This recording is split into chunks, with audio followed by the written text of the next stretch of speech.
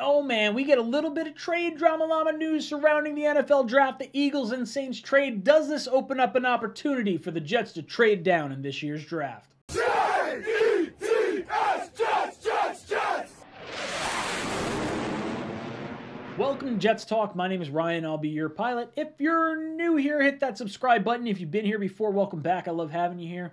Boys and girls, I go live every Monday at 8 o'clock for my live call-in show, and then Tuesday we come back with our Talkin' Jets panel, myself, O'Leary, and Green Bean. So make sure you ask us all your Jet-related questions. And on top of that, we're going to be streaming all 3 days of the NFL Draft right here on this channel. So make sure you hit that subscribe button and join in to hang out with us to get all our reactions live for the NFL Draft. But let's jump into today's topic of the day, and that is bringing up a little bit of trade drama news surrounding the NFL Draft. And the New Orleans Saints and the Philadelphia Eagles decided to swap some picks, and it opens up an opportunity for the Jets to potentially trade down.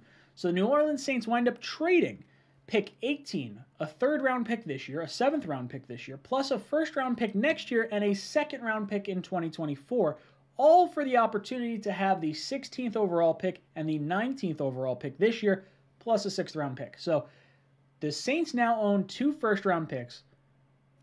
The Eagles now own 2 first-round picks. The Eagles had 3. Saints now have 2.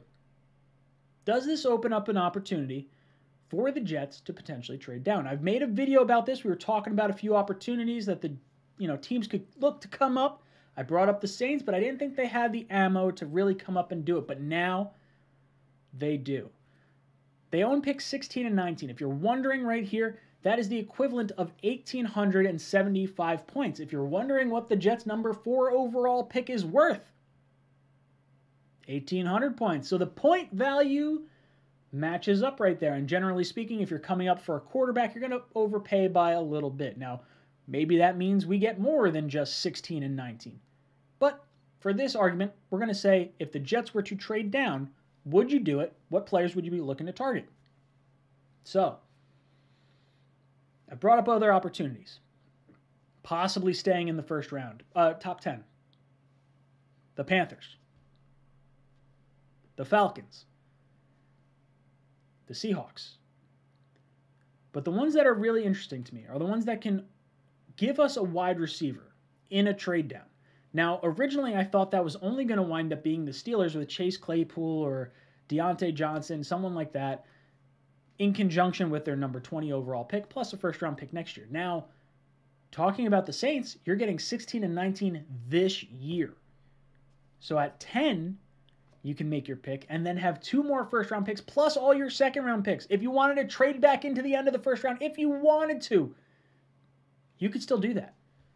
So this is fascinating for me. If the Saints wind up knocking on the Jets' door, let's say the top quarterback's on the board at 4. I'm looking to trade down. There is a lot of value in doing that, especially for the New York Jets this year. We need a lot of plug-in starters. And I'm not sure 4 is necessarily the best spot to go, especially if 2 of the top edge rushers go. Because if Willis is falling, presumably that's the guy that people are looking to trade up for. That means Detroit went a different direction. And I think edge rusher is squarely in play for them. So let's say the first 2 picks are edge rushers. I don't know where the Texans go, but I could definitely see trading out of number 4. So let's say the Jets wind up having picks 4, 16, and 19. Forget any other picks that could be involved in this. Let's just say those are the only picks involved. Because point-wise, it matches up pretty damn close. So, at number 10, I still think you need to go an edge rusher. And I've said this before. There's a situation where offensive lineman goes 1. Quarterback goes 2. Although, admittedly, if quarterback goes 2, you're probably not trading down. So, let's say an edge rusher goes 2. At 3, maybe it's Hamilton or an offensive lineman. Now you have 4 of the top 5 edge rushers available at the 4th pick. You trade out. Quarterback goes at 4. Giants go O-line. Carolina goes O-line or quarterback. You got Giants at 7, could definitely go edge rusher or cornerback in that spot. Falcons could go wide receiver, could go quarterback. Not really sure where they go. Seattle, tackle, edge, corner. They can go a few different routes. But I do think edge rusher at number 10. If you like a good amount of them. Like, let's say you have all 5 within a certain deviation. Like, let's say they're all crunched in maybe your top 15 picks, and you're okay with all 5 of them. If you take your edge rusher 10, now you have picks 16 and 19 at your disposal to do whatever you want. Maybe you go with a Jameson Williams, a wide receiver that I desperately, desperately want to have on this team, but the injury concerns me. But the ACL looks to have healed well. Looks like he's starting to make some really good progress. Looks like and sounds like he's going to be available for training camp, which is mind-boggling for me. What if you get him at 16? What if you wind up going with someone else? What if you get a Nakobe Dean or a Linderbaum? That's fascinating. Look, I'm still like good with trading back into the first for a wide receiver. So let's say you don't go receiver with those early picks and you go edge rusher 10 and you go,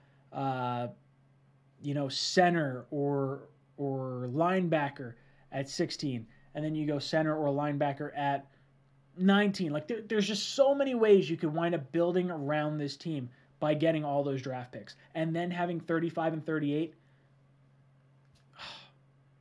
There's something weird about this whole process because I love the idea of trading down to get more draft picks and to have more opportunities to select guys at positions that are generally not deemed top 10 positions, like a center, like a linebacker, those types of areas.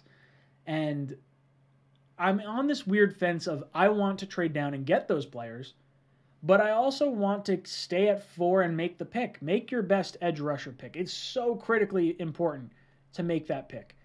At number 10, select the best wide receiver or select the top corner or something along those lines. Get the best blue chip players in here. We need proven talent over depth at this point. I don't know. Look, there's a lot of different ways the Jets can go. There's a lot of opportunities for the Jets to potentially trade out the Steelers, the Saints, the Falcons, the Seahawks, the Panthers. I love it. This is everything I want for the Jets. Just loads of possibilities that could happen.